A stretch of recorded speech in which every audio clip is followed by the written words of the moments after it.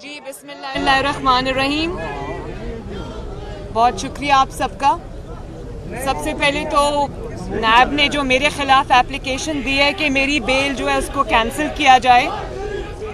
एक सेकंड जी, काइंडली इनको खामोश करा देंगे प्लीज़। तो मैं ये चाहती हूँ कि जिस शख्स ने मेरी बेल कैंसिल करने की नैब में जो दरख्वास्त लिखी है, मैं उस अपने हमदर्द को नैब में देखना चाहती हूँ कि वो हमदर्द कौन है मेरा नैब में, और कौम को भी वो चेहरा दिखाना चाहती हूँ कि किस अक्लमंद ने वो दरख्वास्त लिखी है जिसमें उन्होंने कहा कि मरियम ऐसे अदालत में आती हैं, ऐसे जाती हैं, ये खाती हैं, ये पीती हैं, ऐसे सलाम करती हैं, ये बात करती हैं। तो मुझे उस दरख्वास्त को जब मैंने पढ़ा तो मुझे ऐसे लगा जैसे बच्चे डर रहे हैं, और मैं ये समझती हूँ कि उसका चेहरा उस शख्स का जिसने ये दरख्वास्त लिखी है कौम को दिखाया जाना चाहिए, ताकि हमें पता चले कि ये इतना इंटेलिजेंट और सुपर इंटेलिजेंट इंसान कौन है जो अपनी दरख्वास्त के ज़रिए नैब पूरी कौम को ये बता रहा है कि मरियम ने जो एप्लीकेशन सबमिट की है जनरल फैज़ के ख़िलाफ़ इस्लामाबाद हाई कोर्ट में, उसका हमारे पास कोई जवाब नहीं है। और उसके जवाब में वो ये कह रहे हैं कि क्योंकि मरियम ऐसे फैक्ट्स को सामने ला रही है जो उनके केस को और पूरी साजिश को डिमोलिश करता है, लिहाजा मरियम को जेल में डाला जाए। और मैं चाहती हूँ कि उसका चेहरा कौम को दिखाया जाए ताकि हम उसको 21 नहीं 22 तोपों की सलामी पेश करें जी। और अब आप मुझे, चाहे आपको ये पता होना चाहिए, दरख्वास्त देने वालों को भी पता होना चाहिए, जो भी उस दरख्वास्त के पीछे उसको ये पता होना चाहिए कि अगर ये मुझे डराने के लिए है तो आपको ये इल्म होना चाहिए कि अल्लाह का शुक्र है मैं ना आपकी गिरफ्तारी से डरती हूँ, ना आपके जाली मुकदमे से डरती हूँ, ना आपके जाली केसेस से डरती हूँ, ना मैं नैब से डरती हूँ। और ये अगर वो समझते हैं कि वो इसके ज़रिए मुझे डरा लेंगे तो उनकी भूल है। बिल्कुल इंशाअल्लाह ताला मुझे इससे कोई फ़र्क नहीं पड़ता। आप करें मुझे गिरफ़्तार, करें मेरी बेल कैंसिल, ताकि दुनिया को पता चले कि आप सच से कितना डरते हैं। मैडम ये बताइए, एक मिनट बारी बारी में आपने कहा था कि नवाज शरीफ ने जो 2 अभी सिलेक्टेड और सिलेक्टर्स एक पेज पे उनके टुकड़े कर दिए, अब 2-3 दिन से वही शशुपन जारी, तो क्या आप लोग कामयाब हो गए उस एक पेज वाले को छोड़ने में? सच को एक ना एक दिन सामने आना होता है। सच को आप कुछ देर के लिए ताकत से दबा तो सकते हैं, लेकिन the truth has to prevail, and इंशाअल्लाह ताला वो दिन दूर नहीं है। बल्कि नवाज शरीफ साहब ने जब ये कह दिया था कि मैंने अपना मुकदमा अल्लाह ताला पे छोड़ दिया, तो सबसे बड़ी ताकत अल्लाह ताला की है। दूसरी ये बात कि बिल्कुल आइन, कानून और जो इख्तियारात देता है एक आइनी वज़ीर आज़म को, एक मुंतखब वज़ीर आज़म को जो हकूक़ हासिल हैं, जो आइनी हकूक़ हासिल हैं, तो वो उसमें तो कोई दो राय नहीं है। एक मुंतखब और आइनी वज़ीर आज़म को जो हकूक़ हासिल हैं, जो आइन उसको इख्तियारात देता है, उसमें कोई दो राय नहीं है। लेकिन जिस शख्स की यहाँ बात हो रही है, इमरान खान साहब, ना वो आइनी वज़ीर आज़म है, ना वो मुंतखब वज़ीर आज़म है, बल्कि वो एक ऐसे शख्स हैं जो नवाज शरीफ के मैंडेट पे डाका डालकर आज वज़ीर आज़म की कुर्सी पे काबिज़ है। उसको काबिज़ कहेंगे, उसको सिलेक्टेड कहेंगे, लेकिन आप उसको ना आइनी वज़ीर आज़म कह सकते हैं, ना मुंतखब वज़ीर आज़म कह सकते हैं, क्योंकि उनके पास ना मैंडेट है आवाम का, ना उनके पास आवाम का वोट है, ना उनकी कोई इखलाकी हैसियत है, ना उनकी कोई आइनी हैसियत है। हाँ, एक शख्स जो कि वज़ीर आज़म की कुर्सी पर काबिज़ है, वो बजाय इसके कि आइन और कानून के तहत मामलात को चलाता हो, वो जादू, टोना, झाड़ फूंक, हिसाब किताब के ज़रिए मुल्क को चला रहा है, 22 करोड़ के मुल्क को वो चला रहा है, और जिस मुल्क में अहम तरीन तकर्रियाँ, उन तकर्रियों की मैं बात कर रही हूँ जिनका पाकिस्तान की सलामती से डायरेक्ट ताल्लुक है, जो शख्स उन मुल्क की अहम तरीन तकर्रियाँ जो है वो जादू टोने से करता हो, जिन्नात बजाय वजीर आज़म के जिन्नात वो तकर्रियाँ करते हों, जिन्नात टाइमिंग्स तय करते हों, या फिर वो जिसको तोता फाल कहते हैं वो निकाल के करते हों, तो फिर इस मुल्क का दुनिया में तमाशा बनना जिस तरह अब बना है, इदारों का तमाशा बनना, फिर उसमें हमें कोई मेरे ख्याल है इसमें कोई हैरानगी की, अचंभे की बात नहीं है। और मैं तो ये समझती हूँ कि अगर वो इतना ही उनका जादू टोना सक्सेसफुल है, हिसाब किताब सक्सेसफुल है, वो जो जंतर मंतर जिसको कहते हैं वो सक्सेसफुल है, तो वो अवाम की भलाई के लिए क्यों इस्तेमाल नहीं होता? वो जो जिन्नात की असिस्टेंस है या जंतर मंतर जो हैं, वो सिर्फ अहम तरीन तकर्रियाँ करने के लिए ही क्यों इस्तेमाल होते हैं? वो इस चीज़ के लिए इस्तेमाल क्यों नहीं होते कि आवाम से महंगाई का बोझ कम किया जाए? आवाम का अगर इतना ही कामयाब है वो तरीका कार, तो वो फिर आटा सस्ता करो, उससे चीनी सस्ती करो, उससे पेट्रोल सस्ता करो, उससे डीजल सस्ता करो, उससे अपनी कारकर्दगी को बेहतर बनाओ। तो बात यह है कि ये ना अपने आईनी इख्तियारात के इस्तेमाल का मसला है, ना ये वज़ीर आज़म के इख्तियारात के इस्तेमाल का मसला है, ना ये किसी जमहूरियत का मसला है, ना किसी जमहूरी असूल का मसला है, ना ही ये कोई आईनी किरदार का मसला है। ये अपनी ज़ात को और अपनी हुकूमत को चंद दिन और मोहलत देने का नुस्खा है। समझ नहीं आ रही, पूरी कौम को समझ नहीं आ रही कि आपने पूरे मुल्क को एट अ ग्राइंडिंग हॉल्ट आप ले आए हैं। पूरा मुल्क इस वक्त बंद है, इदारों का, मुल्क का तमाशा बन चुका है, सिर्फ इसलिए कि एक शख्स को आपने रिटेन करना है, क्योंकि वो आपकी हुकूमत चलाता है, वो आपके अपोनेंट्स को के लिए अखाड़ पछाड़ करता है। तो समझ नहीं आ रही कि ऐसा क्या मामला दरपेश आ गया? क्या कौम को आपने बेवकूफ़ समझ रखा है? आप समझते हैं कि आपकी इन हरकत और सकनात का कौम को इल्म नहीं है कि इसके पीछे बात क्या है। और जब आप ये कहते हैं कि हम कल पढ़ रहे थे कि वज़ीर आज़म का आईनी हक होता है, इख्तियार होता है, आज आपको वोट को इज़्ज़त दो याद आ गई है, तो मैं आपको ये बता दूं कि आपको नवाज शरीफ बनने की कोशिश भी नहीं करनी चाहिए। नवाज शरीफ जब वोट को इज़्ज़त दो का नारा लेकर मैदान में आया था, तो वो मुंतखब वज़ीर आज़म था, वो आईनी वज़ीर आज़म था, वो अवाम के वोट से आया था, वो एक बहुत लंबी जिद्दोजहद तय करके आया था, उसकी एक बहुत बड़ी आईनी स्ट्रगल थी जो उसकी ज़ात के लिए नहीं थी। उसकी ज़ात की उसने कुर्बानी दी, उसने अपनी हुकूमतों की कुर्बानी दी, लेकिन आइन के लिए, पाकिस्तान के अवाम के लिए और वज़ीर आज़म के ऑफिस की इज़्ज़त के लिए उसने अपनी हुकूमतें कुर्बान कर दी। और उस तरह की जो स्टेटस है वो अचीव करने के लिए, वोट को इज़्ज़त दो का नारा लगाने के लिए आपको जेलें बर्दाश्त करनी पड़ती हैं। आपको मैं डिक्टेशन नहीं लूँगा कहना पड़ता है और फिर उस पर कायम रहना पड़ता है।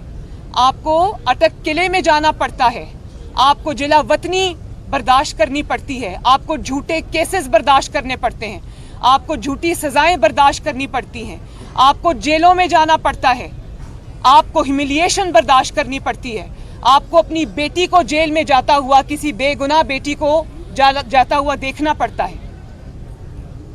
तो आप इमरान खान साहब से मैं ये पूछना चाहती हूँ कि उनकी सियासी पहचान क्या है, उनका सियासी तशख़्ख़ुस क्या है?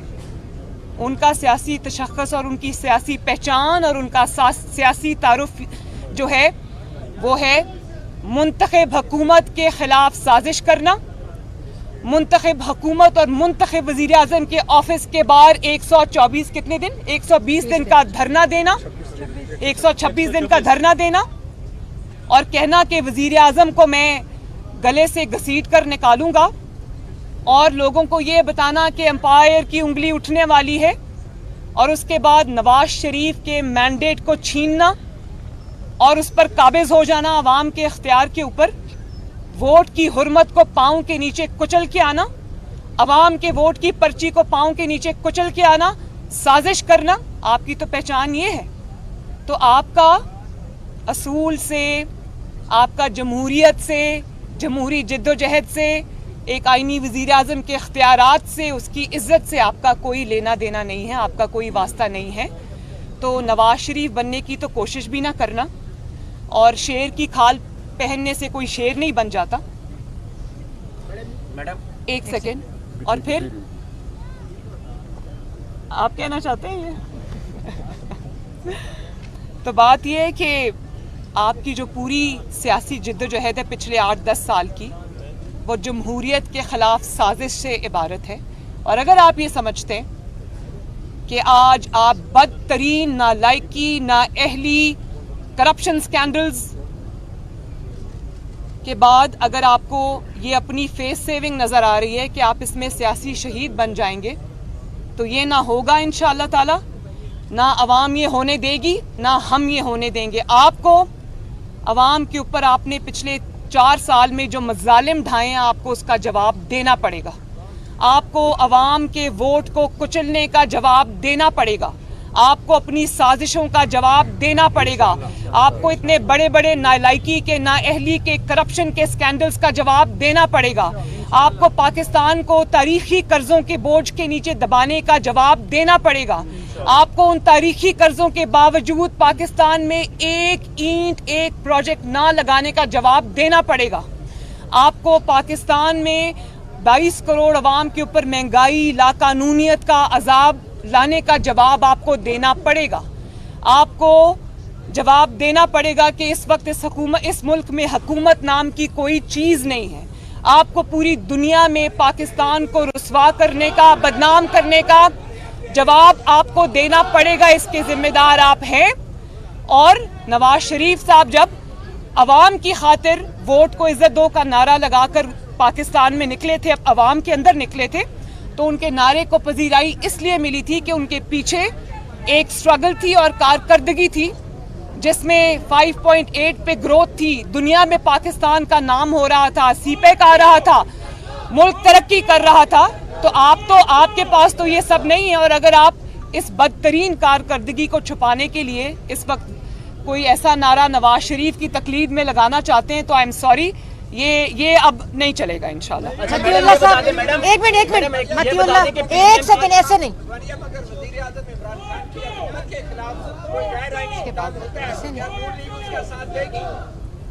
मैंने आपको पहले ही बता दिया कि गैर आईनी जो इंसान जिसका नाम इमरान खान है, वो आईनी और मुंतखब वज़ीर आज़म नहीं है, और वो आइन को रोंद के आया है, वो आइन का मुजरिम है, उसको वो जवाब देना पड़ेगा पहले। अच्छा मैडम, ये बताएं कि पीडीएम की दो बड़ी जमातें हैं। एक सेकंड मैडम ये बता दें, वज़ीर आज़म इमरान खान कहते हैं मैं एनआरओ नहीं दूंगा, नया ऑर्डिनेंस आया है, क्या ये समझे नहीं? मैं मतीउल्लाह जान साहब आपकी बात में थोड़ा ऐड भी करना चाहूँगी कि ना सिर्फ ये कि मुस्लिम लीग नून की जो जिद्दोजहद रही है वो इमरान खान जैसे शख्स के ख़िलाफ़ है, बल्कि अब मुस्लिम लीग नून अवाम के साथ मिलकर ये जिद्दोजहद करना चाहती है कि आइंदा कोई शख्स भी इमरान खान की तरह मोहरा बनकर सामने ना आए, और इस किस्म की डेमोक्रेसी से, जिसको डेमोक्रेसी का चेहरा बताया जाता है, उससे अवाम को हमेशा के लिए निजात मिले।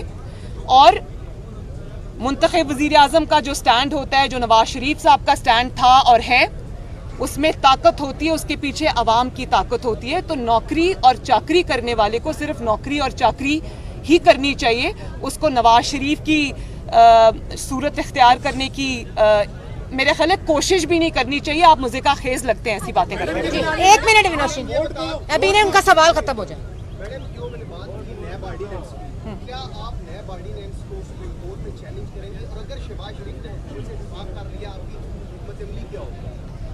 ये मैं पार्टी इसका जवाब देगी। जी आप अच्छा मैडम, ये बताएं कि पीडीएम की दो बड़ी जमातें हैं, नून लीग और जेएआई, वोट करवान के मामले पे इख्तलाफात हैं, जिस पर नून लीग की नहीं, कोई इख्तलाफ नहीं है, कोई इख्तलाफ नहीं है, सिर्फ फाइनल फैसले का इंतज़ार है। पीडीएम में अब जितनी भी जमातें शामिल हैं, सब एक एजेंडे पे हैं, किसी का कोई इख्तलाफ नहीं। जी कयूम सदीकी साहब, एक सेकंड, कयूम सदीकी साहब, एक सेकंड, ऐसे नहीं, कयूम सदीकी साहब आप बात करें, ऐसे नहीं हो सकता भाई, एक मिनट, चले आप कयूम सदीकी साहब, आप बात करें। जो एजेंसी खुफिया हो और उसके मामलात चौक चौराहे में ज़ेरे बहस आने लग जाएं, इससे पाकिस्तान की किस कदर सुर्खी देखते हैं आप? जब आप जिन्नात के जरिए ये सब कुछ करेंगे तो फिर तो यही होगा। कयूम सदीकी साहब बात करें। आज आपके वकील जो है उन्होंने नैब से ये कहा कि वो डॉक्यूमेंट दिखा दीजिए जिससे नवाज बेनिफिशियरी साबित होती, लेकिन आपकी जो गुज़िश्ता दरखास्त थी जिसमें जरूर बहस का जिक्र था का, उस पर उन्होंने कुछ भी कहने से एतराज़ किया है। ये मसालिहत है या लीगल हिकमत अमली? मेरा ख्याल है कि मेरी दरख्वास्त जो है वो उसमें कोई एम्बिग्विटी नहीं है, उसमें मैंने खोल के एक एक चीज़ बयान कर दी है। तो मुझे जो समझ आ रही थी, वहाँ दूर मैं बैठी थी, मुझे सही आवाज़ नहीं आ रही थी, लेकिन मुझे जो समझ आ रही थी वो ये थी कि वो इस मेरी दरख्वास्त को और नैब की अपील को साथ साथ चलाना चाहते हैं इस्लामाबाद हाई कोर्ट। तो जब मेरी दरख्वास्त पे बहस शुरू होगी, जब वो बहस को ओपन करेंगे तो दूध का दूध और पानी का पानी हो जाएगा आपके सामने। अभी तो आज तो टेक्निकलिटीज़ की बात हो रही थी, मैं यहीं खड़ी हूँ, मैं कहीं नहीं जा रही। और ये भी मैं बता दूँ कि अगर मुझे कोई दूसरी दरख्वास्त भी देनी पड़ी अपने पॉइंट ऑफ व्यू को इस्टेब्लिश करने के लिए, उस पे खड़े रहने के लिए, तो मैं वो भी दूंगी इस्लामाबाद हाई कोर्ट में जमा कराऊंगी।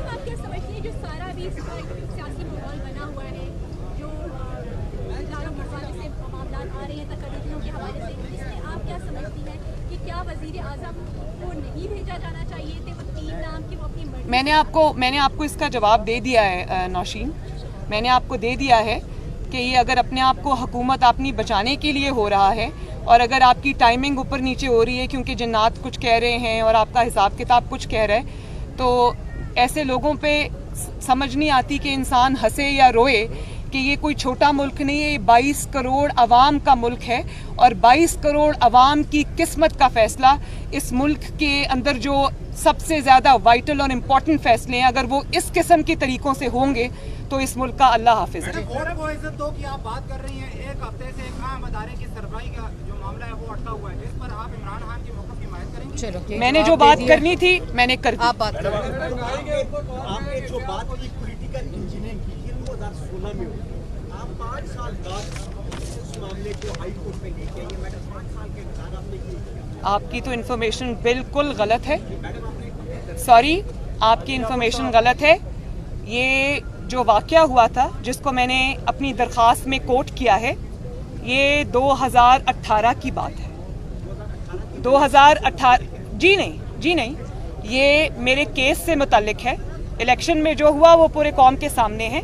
मुझे उस वक्त सज़ा हो चुकी थी और सज़ा के बाद ये बात सामने आई, मेरी सज़ा के बाद, वर्डिक्ट के बाद ये बात सामने आई, प्रॉबेबली जब मैं जेल में थी, तो उस वक्त ये बात सामने आई। तो फिर मुझे अब अपील के ज़रिए ये सारे हक़ाइक़ एक रेलेवेंट मौके के ऊपर सामने रखने थे, मैंने रख दिए।